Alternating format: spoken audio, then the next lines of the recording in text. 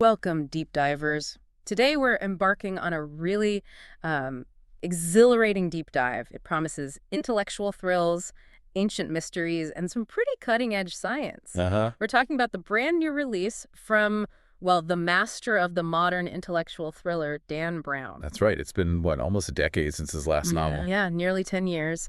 And the anticipation around his latest Robert Langdon adventure, The Secret of Secrets, well, you can feel it. It's been absolutely palpable. It truly has. I mean, Brown's return is a pretty big deal for readers all over the world. Yeah. He just has this unique knack for weaving, intricate historical puzzles with these high-stakes, very contemporary discoveries. Totally. So our mission today really is to give you an exclusive, kind of in-depth preview of The Secret of Secrets. Yeah, a preview tailored just for you, so you get quickly but also thoroughly informed on exactly what makes this book, well, a must-read. Exactly. Right. We want to arm you with all the essential insights so you can really appreciate the genius behind it when you pick it up. That's the plan. And for this deep dive, we're going to first unpack a bit about the mastermind himself, Dan Brown, the author creating these amazing worlds. Good place to start. Then we'll plunge right into the core premise, the mind-bending themes, and that distinctive style that just screams Dan Brown, right? Especially in The Secret of Secrets. Mm-hmm. And finally, we'll share what some of the early readers and, the critics are already buzzing about, give you the full picture of what's waiting inside those pages. Sounds great. So prepare yourselves, because I think by the end of this, you'll definitely be itching to get your hands on this book. I think so, too. It's going to be quite a journey of discovery. And, to really appreciate The Secret of Secrets, maybe we should first set the stage, understand the author who became this global phenomenon. Okay, let's do that. Let's unpack Dan Brown. His journey to becoming this huge literary sensation is, well, it's a story in itself, isn't it? It really is. He grew up in Exeter, New Hampshire, son of two pretty extraordinary parents, a mathematics teacher and a church organist. Wow. Yeah. That's quite a combination. Right, a really unique family dynamic. It seems almost perfectly designed to foster this lifelong fascination with that interplay, that paradox between science, rigid logic, and faith, religion, the big mysteries. And those themes are just central to basically all his work. You see it again and again. Absolutely. And he had a solid education, too. Amherst College, Phillips Exeter Academy, that definitely shaped his, intellectual curiosity. What I find really compelling is how directly those early influences seem to have molded his creative path. I mean, before he was the thriller writer we all know, he actually went down a very different creative road. He was a composer and a singer. No way. I didn't know that. Yeah, he produced children's cassettes, even adult CDs. It's kind of a lesser-known part of his career.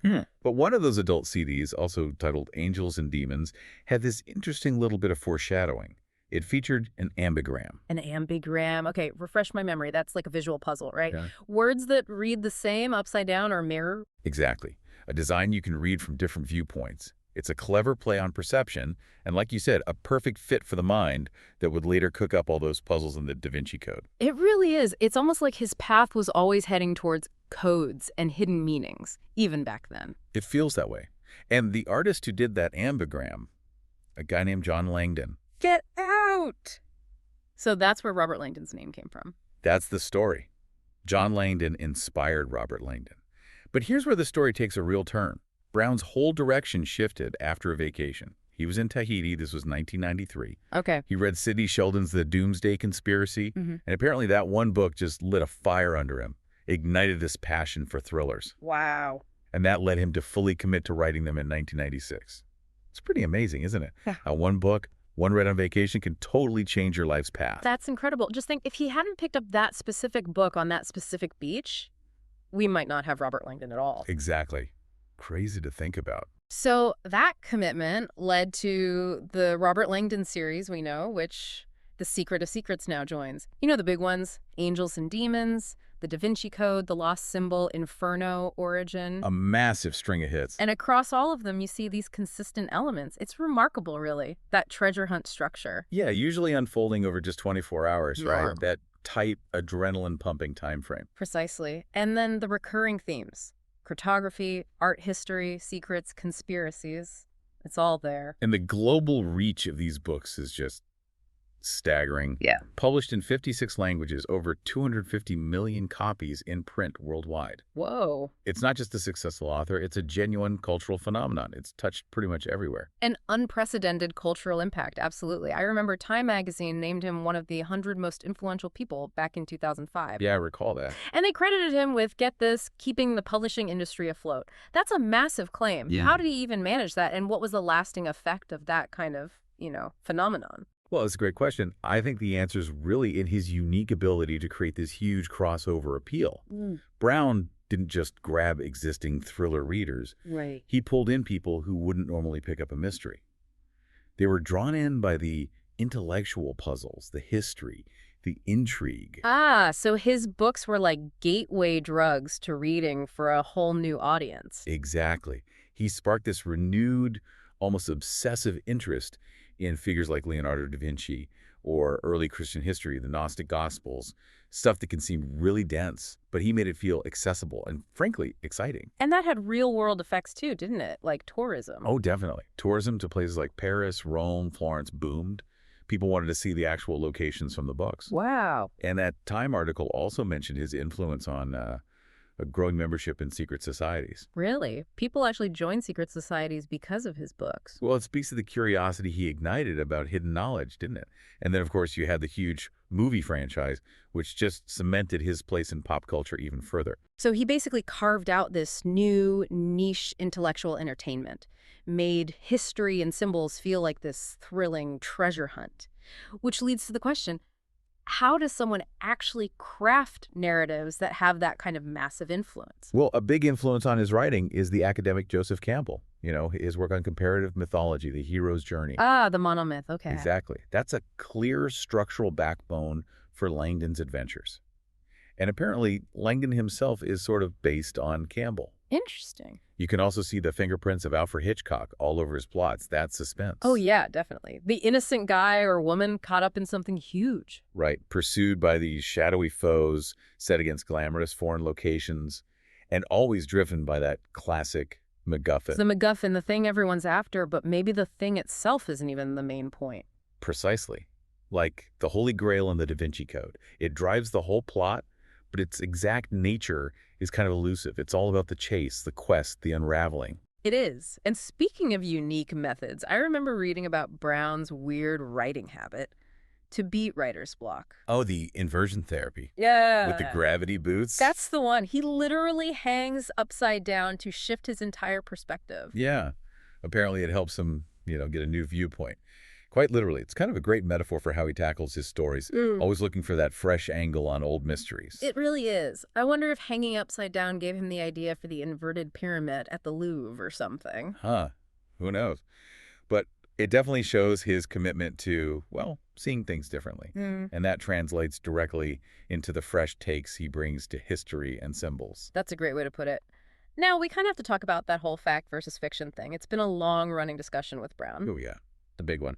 He's famous for claiming his work is largely based on real history, real art, real secret societies. Like with the Da Vinci Code, he said something like 99% of it is true. About the architecture, art, rituals, history. Only Langdon's actions were made up. Right.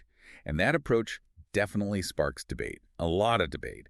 On one hand, it encourages readers to dig into history and art themselves, which is great. It makes complex stuff feel accessible. Right. But on the other hand, it often draws criticism from actual historians and scholars. Many find his research, maybe a bit superficial. Or they question how he blends fact and fiction. You worry he prioritizes the story over historical accuracy? Maybe misleading readers? That's the argument, that narrative excitement might trump fidelity to the facts. So he's walking this tightrope, right, between entertainment and accuracy. And not everyone agrees where he lands. But for loads of readers, that very tension, that blurring of lines, is part of the appeal. It drives engagement, even if it also drives scrutiny. True. And then there's the other common criticism, what some reviewers call the formula. Ah, yes. The predictable bits. Right. The introduction of the brilliant, usually attractive female ally. The dedicated, often physically distinctive assassin. Yep, the true believer type. And that big reveal at the end where the mastermind turns out to be someone Langdon trusted, a friend or mentor figure. It is pretty consistent. It is. But while some critics point to that formulaic structure as a weakness, for millions of readers, that predictability is actually, well, comforting. It's a comforting formula. How so? It's less about being shocked by how the story unfolds and more about the thrill of the intellectual journey within that structure. It lets them just roar through it with entire enjoyment, as one review put it. Ah, okay, so they can focus on the fast pace, the cool information dumps, the fascinating subject matter, rather than trying to outguess the plot mechanics. Exactly. What one person sees as a weakness, maybe a lack of narrative surprise, another sees as a strength.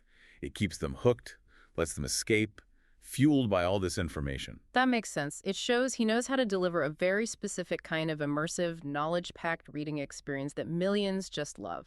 So, okay, with all that background set, Mm-hmm. let's finally dive into the secret of secrets itself.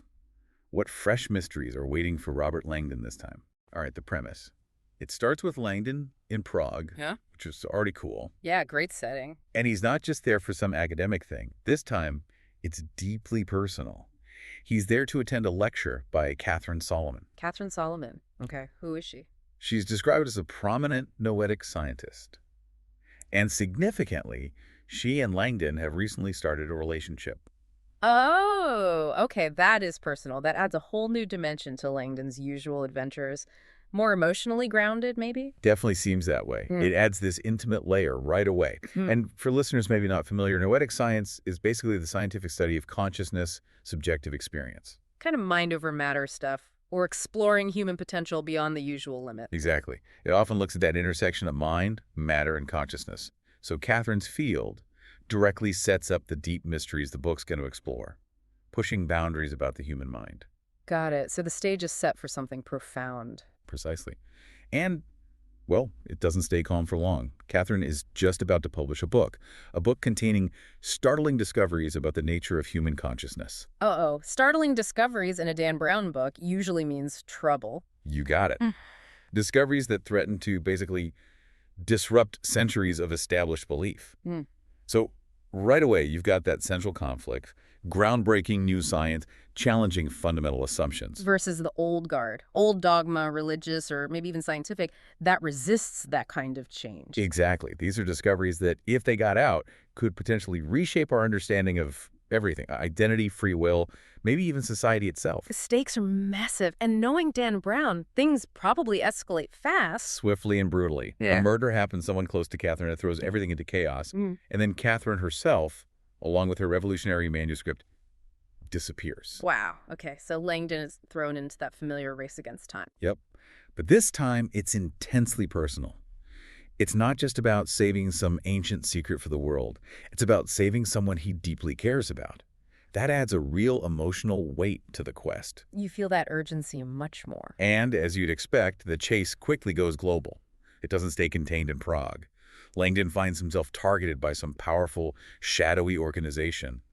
They want that manuscript buried. Of course they do. And he's being hunted by this chilling assailant sprung from Prague's most ancient mythology, a figure known only as the Golem. The column from Jewish folklore, the creature made of clay. That's the one. An animated being made from inanimate matter, often seen as a protector, but also potentially uncontrollable, immensely powerful. Its presence hints at something deeper, maybe more mystical, going on alongside the science. Okay, that's a cool element, science and ancient myth colliding. Totally. And this hunt takes Langdon on a desperate globe-trotting search, London, New York. The usual glamorous high-stakes locations. But the journey also touches on other iconic historical places. Florence, Samarkand, even Cairo are mentioned. It's a grand tour, packed with danger, connecting these ancient sites with Catherine's cutting-edge secrets. So if we tie this back to the MacGuffin, the central thing everyone's after, it's really profound this time. It's human consciousness itself. Exactly. Catherine's discoveries are apparently about non-local consciousness. And the book touches on the science behind concepts like Stargate and remote viewing. Stargate, like the declassified government projects, trying to use psychic abilities for spying. That's the reference, yeah. Remote viewing, the alleged ability to perceive distant things using extrasensory perception. Brown is tapping into this fascinating kind of speculative vein of science and psychology. He's suggesting there might be a scientific basis for consciousness existing outside our physical bodies. That seems to be the core idea he's playing with. Yeah. And he uses these, let's be honest, fringe concepts, not just as plot devices, but to ask these huge questions. What if our minds aren't just stuck inside our skulls? What if our thoughts, our experiences, are part of some bigger interconnected web? Right. And what would that mean for things like individuality, free will, even the possibility of an afterlife? It's about shifting the whole paradigm of what it means to exist. Beyond death. Wow. You mentioned some early readers were thinking about that. Finding the book cracked open the possibilities door the tiniest bit about an afterlife. That's what some of the buzz suggests. It Yeah. really makes you wonder, doesn't it? If consciousness isn't just brain activity, how might our thoughts, emotions, experiences persist? Could they integrate into some kind of giant cloud repository of human knowledge? That is a mind-bending idea, like our essence persisting not as a ghost, but as data, an energetic imprint in some universal field. Brown presents these concepts in a way that feels surprisingly plausible within the story's context. He invites you, the reader, to question your fundamental assumptions about life and death. And what's really cool is how The Secret of Secrets seems to be a masterclass in blending these big themes. You've got the cutting-edge science, deep philosophy, and ancient texts all intersecting. Exactly. That manuscript Catherine wrote isn't just a historical artifact or a scientific paper. It's presented as a symbol of human curiosity itself, a tool for exploring these potentially transformative ideas about who we are, where we came from, what we might be capable of. It challenges you to see how these different fields, science, philosophy, ancient wisdom, might actually converge to reveal a bigger picture, a more complete truth. Right. And it also digs into the whole idea of the fragility of truth, how hidden knowledge shapes societies. And it asks that tough question, are some truths just too dangerous to reveal? Who gets to decide? Who controls access to potentially world-altering information? What are the ethics involved? Precisely. If Catherine's findings could really challenge core beliefs, religious doctrines, scientific paradigms, what are the consequences? The book explores that, forcing Langdon and us to think about whether chasing truth at any cost is always the right thing to do. That adds a layer of real weight to the usual chase. It does. It's this fascinating mix. Ancient wisdom meets futuristic possibilities. Cutting-edge science woven with historical insights. It's classic Brown, but it feels particularly urgent here, given how personal the discovery is and how it could redefine humanity's view of itself. The journey itself becomes kind of a metaphor, doesn't it? Connecting these scattered pieces of knowledge to form a new, maybe unsettling whole. Well said. Now let's talk about Langdon himself in this one. You mentioned he seems more emotionally grounded. Yeah, that's the feeling. He's still the sharp symbologist we know, decoding clues left and right. Of course. Can't have a Dan Brown book without that. But he's presented as more reflective.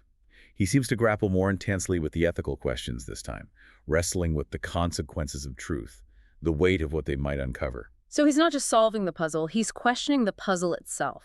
Questioning his role, is it just to uncover meaning no matter the cost? Or are some secrets better left protected? Exactly. Yeah. He seems to question whether a discovery that could fundamentally change how humanity sees death should really be unleashed on a world that might not be ready, especially when, powerful forces are willing to kill, to control it. That adds a nice depth to his character. But the quirks are still there, right? Fans will want to know. Oh, absolutely. Don't worry. Some of those beloved Langdon quirks definitely remain. They ground him, make him relatable, despite the craziness. Like the Mickey Mouse watch, is that still there? It is. Yes. His daily reminder, as he sees it, to stay young at heart, embrace magic and imagination. It's such a signature detail. It really is. What else? Well, his password, Dolphin123, apparently makes an appearance. Ah, still got that one. And his admitted sort of traditionist about texting and video games is mentioned too. Okay, good. So it's still Langdon. These familiar bits remind you of the man caught up in these huge conspiracies. He feels both extraordinary and kind of endearingly human. But speaking of those intricate layers, the deeper meanings that really define a Dan Brown novel, we absolutely have to talk about the symbolism. That's his bread and butter. Oh, for sure. You could expect The Secret of Secrets, just like his other books, to use symbols as keys. Keys to unlock concepts that go beyond just language, sparking curiosity about hidden meanings everywhere. He's so good at adding those double layers, isn't he? There's the literal meaning that helps solve the plot puzzle. Right. And then there's the deeper symbolic meaning that resonates with ancient wisdom or psychological archetypes. Right. It makes you feel like you're decoding things on multiple levels as you read. Yeah, Like you're in on the secret, too. exactly. It makes the reader feel like a co-detective. Right. And we often see the power of archetypes in his work, symbols with universal significance. Like the pentacle. I remember that from Da Vinci Code. Right. Not just a five-pointed star, but representing the sacred feminine, Venus, the stages of female life, Mm-hmm. birth, menstruation, motherhood, menopause, death, a really powerful symbol. Or pyramids, like the Louvre's glass pyramid, symbolizing masculinity, enlightenment, and the inverted pyramid as a chalice, a feminine symbol. So in The Secret of Secrets, maybe the golem itself becomes a major symbol. Could be. Maybe representing humanity trying to control forces it doesn't understand, or ancient power reawakened by modern science. These symbols aren't just window dressing. They're critical clues, visual metaphors that add depth. They're like hidden pathways guiding you towards enlightenment or a deeper understanding. Is that the idea? I think so. We might see things like the keystone, symbolizing completion, the final piece needed to maybe bridge science and faith. Or the rose, that often means secrecy, right? Or womanhood. Could tie into Catherine's discoveries being hidden or having a feminine wisdom aspect. Very possible. These symbols guide Langdon, and they guide you, the reader. The book becomes like a language within the narrative, inviting you to decipher its messages right alongside the hero. It's a very active, immersive way to read. It really is.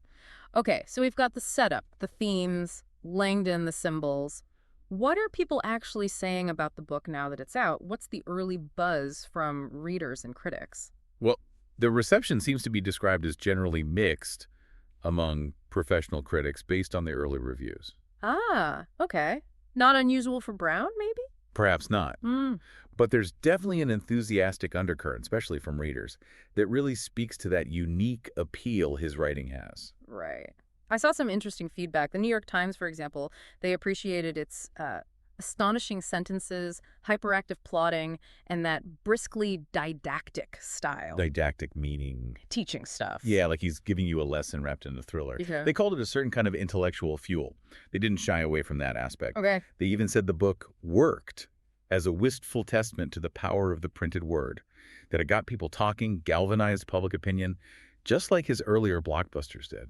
So it sounds like it hits that nerve, that intellectual curiosity, making complex topics feel exciting and accessible. Seems like it.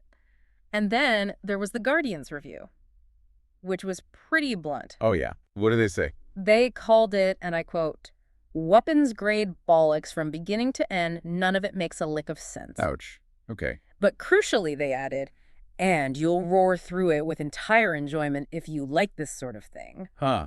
Okay, that perfectly captures it, doesn't it? Even if you find flaws, you can't deny the entertainment value. It's plot-driven, addictive puzzle solving. The fun isn't always about literary perfection. It's about the ride. Weapons-grade bollocks. I just love that phrase. It nails that guilty pleasure feeling some people get. Impossible to put down, even if you're rolling your eyes sometimes. Totally. And the Washington Post had another interesting take. They said, through some occult alchemy, Brown's new Coke is better than the old brew.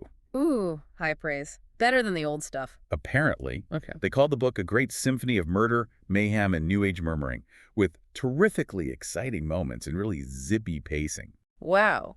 So even some critics who might normally dismiss his style got caught up in the energy and the fresh ideas in this one. Sounds like he's still got the magic, maybe even sharpened it. It suggests that, yeah. And, the fan engagement seems to tell an even stronger story.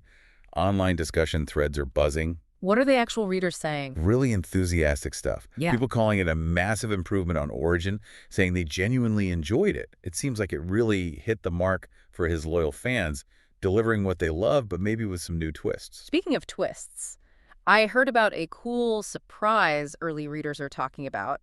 Something about the golem. Yes, the Gollum twist. Apparently, the Gollum that scary assailant hunting Langdon doesn't actually turn out to be the main villain. Really? So, a good guy. Or an ally. Something like that, or at least unexpected.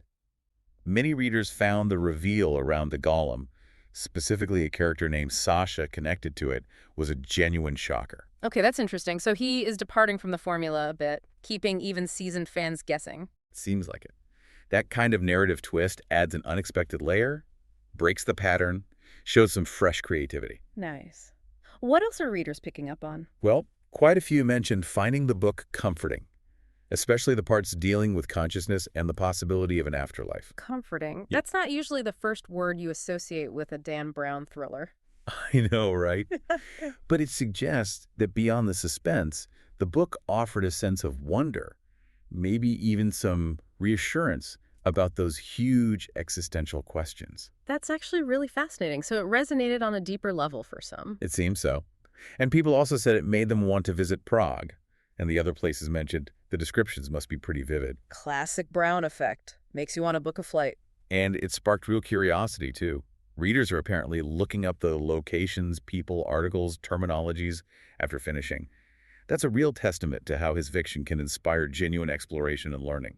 That really is the mark of a great intellectual thriller, isn't it? It doesn't just entertain, it makes you want to dig deeper, learn more, blurs that line between fiction and real inquiry. Absolutely. Wow. So we've journeyed through Dan Brown's world, his background, his style, and we've gotten a really good look inside the gripping story of The Secret of Secrets. Yeah, this deep dive has really highlighted the high stakes, discovering the truth about human consciousness, Yeah. all wrapped up in that classic Brown blend of ancient mysteries and cutting-edge science. It sounds like a book that promises more than just a page-turning thrill ride. It sounds like a profound exploration, something that could genuinely challenge how you see science, faith, maybe even what it means to be human. I think that's a fair assessment. It's not just an adventure. It seems like an invitation to join Robert Langdon on what might be his most personal and definitely most mind-bending journey yet. It sounds like it'll push your boundaries, make you question things, and maybe leave you looking at the human mind and our place in the universe a little differently. It came out September 9th, so it's out there waiting for you. Your next adventure is ready. Definitely worth picking up if this sounds like your kind of puzzle. So, it leaves us with that final thought, doesn't it? If the nature of human consciousness is still a secret, not fully uncovered, what incredible truths about ourselves, about our place in the cosmos, might we really be on the verge of discovering? That is a thought to ponder. Maybe while reading The Secret of Secrets? Perhaps. Ready to dive into that next chapter of human understanding?